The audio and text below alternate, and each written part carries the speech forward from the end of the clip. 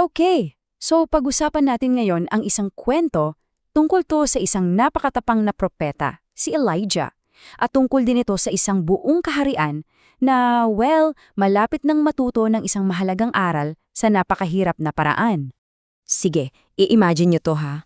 Parang kayong nakatira sa isang lugar kung saan lahat ng tao biglang nalito.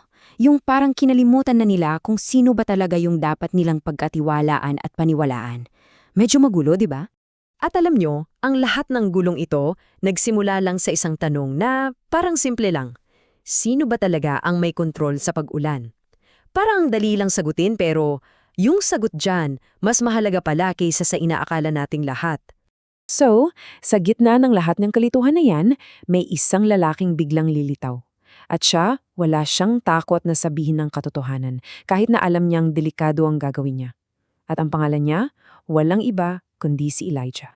Sige, simulan na natin. Unang bahagi, isang bayani at isang problema.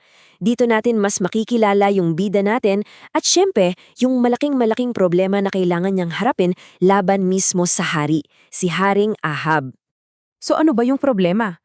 Well, yung mga tao sa Israel, kinalimutan na nila ang Diyos. Sa halip, sinasamba nila yung isang estatwa, isang Diyos-Diyosan na ang pangalan ay Baal. Grabe, para kay Elijah na sobrang tapat sa tunay na Diyos, ang sakit-sakit panoorin nito.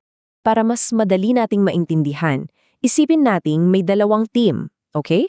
Sa isang side, andyan ang team Diyos. Siya yung tunay na lumikha ng lahat, pati ng ulan, syempre. Sa kabilang side naman, andyan ang team Baal, yung estatwa na akala ng mga tao siya yung nagpapaulan. Ang masaklap, halos lahat ng tao doon sa maling team sumusuporta. Siyempre, dahil sa nangyayari, narinig ng Diyos ang panalangin ni Elijah. At nagpasya siya na magpadala ng isang mensahe. At si Elijah ang napili para sa isang misyon na, well, sobrang delikado. Kaya ayun na nga, nagsimula ng maglakbay si Elijah. Isipin nyo, mag-isa lang siyang naglakad, sa ilalim ng init ng araw, sa dilim ng gabi, para lang marating yung kabisera, ang Samaria. At ito ang nakakagulat. Hindi siya kumatok o humingi ng permiso. Walang paalam. Dire-direkso lang siyang pumasok sa palasyo. Nilagpasan niya yung mga gwardya na parang hangin lang.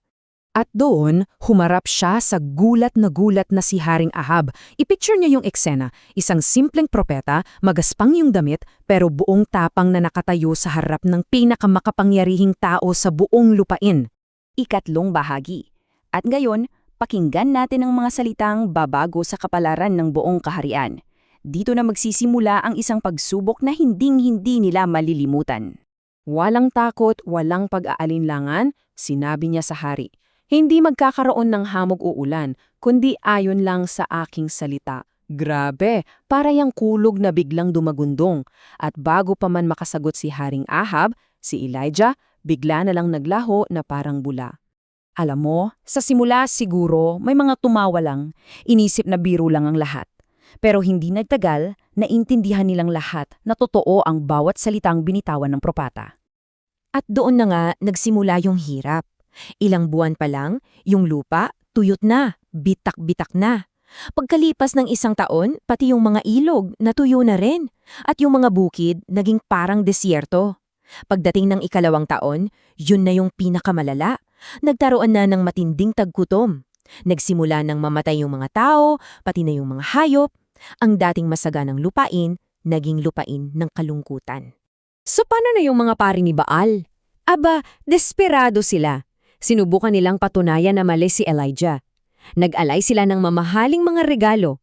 Araw at gabi, sigaw sila ng sigaw, nananalangin sa kanilang mga altar. Nagmamakaawa na, Baal, paulan ka naman. Pero sa kabila ng lahat ng sigaw at alay nila, wala. Ni isang patak ng ulan, walang bumagsak. Ang langit, mainit pa rin. Dito napatunayan na ang salita ng Diyos, totoo at makapangyarihan. Hindi ito kayang baguhin ni numan.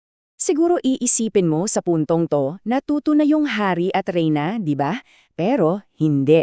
Sa halip na magsisi at manalangin sa Diyos, lalo pa silang nagalit. At sino ang sinisi nila sa lahat? Siyempre, si Elijah. Dito na nagsimula yung paninisi.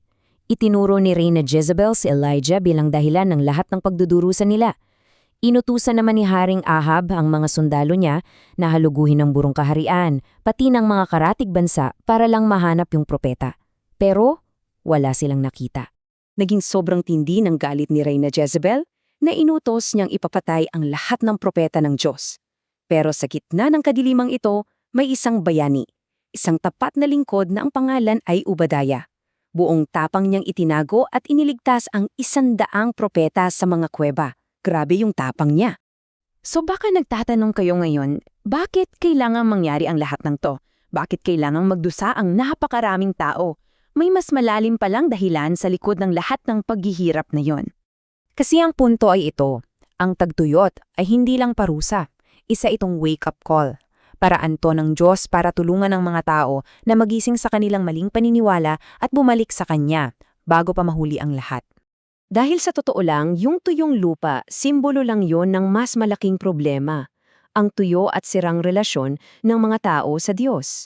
Nais ng Diyos na pagalingin sila, at itong mahirap na pagsubok ang tanging paraan para makuha ang atensyon nila. Para bang direktang pakiusap ito ng Diyos sa kanila na sinasabi rin sa banal na kasulatan, magsitalikod kayo, bakit kayo mamamatay? Hindi niya gusto yung pagdurusa nila. Ang gusto niya ay yung pagbabalik loob nila para sila ay mabuhay. Kaya iiwan ko sa inyo ang tanong na ito. Yung tapang na ipinakita ni Elijah, pambihira talaga. Ikaw, kung nasa kalagayan ka niya at alam mo ang katotohanan, magkakaroon ka ba ng lakas ng loob na sabihin nito? Kahit na ang kaharap mo ay isang hari, isang makapangyarihang tao o kahit sino pa yan. Isang bagay na sulit pag-isipan.